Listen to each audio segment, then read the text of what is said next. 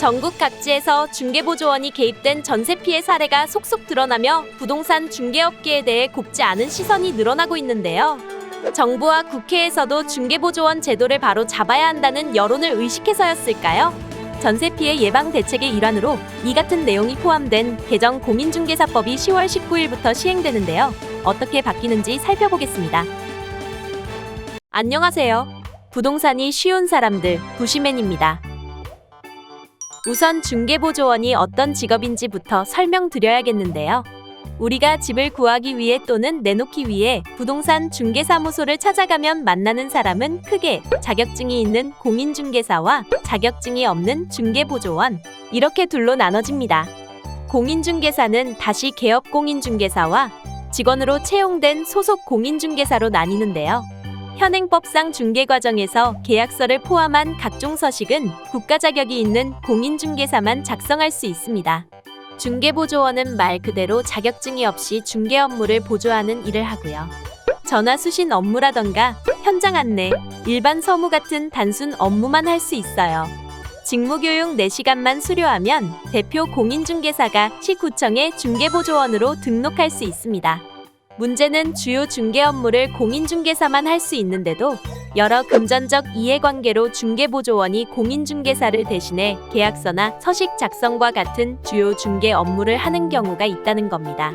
한국공인중개사협회 2016년부터 21년까지 6년간 손해배상한 공제금 지급 분석 자료를 살펴보면 사기 횡령 등 전체 범죄 262건 중 중개보조원 사고 건수가 160건으로 무려 61.1%에 달하고 있어 문제가 심각한 상황입니다. 이에 정부는 지금의 공인중개사법에 중개보조원들에 대한 의무사항을 추가해서 오는 10월 19일부터 시행하도록 했는데요. 첫째, 중개사무소당 채용할 수 있는 보조원의 수를 제한합니다. 현재는 중개사무소에 중개보조원을 1명을 고용하든 100명을 고용하든 제한이 없습니다. 중개사무소에 직원이 많아봤자 몇 명이나 되겠어요? 라고 생각하실 수도 있겠습니다만 실제 어떤 중개사무소들은 150명이 넘는 중개보조원을 고용하고 있는 경우도 있습니다.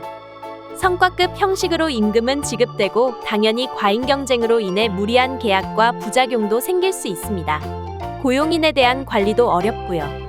그래서 오는 10월 19일부터는 공인중개사의 5배수까지만 중개보조원을 고용할 수 있습니다.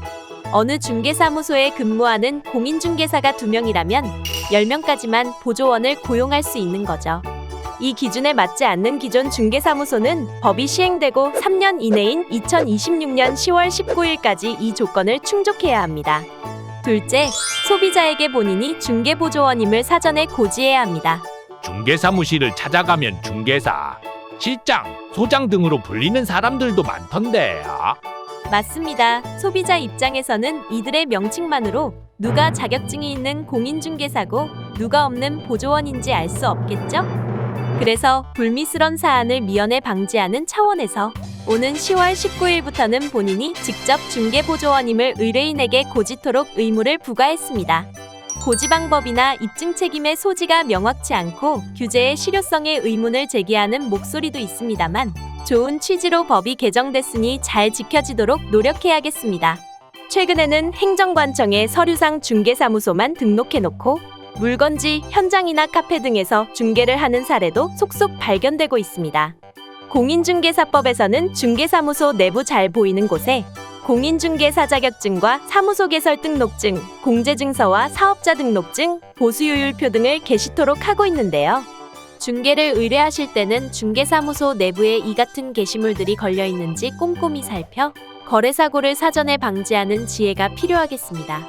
부시맨과 한국공인중개사협회도 국민 여러분의 안전한 부동산 거래를 위해 더욱 노력하겠습니다. 시청해주셔서 감사합니다.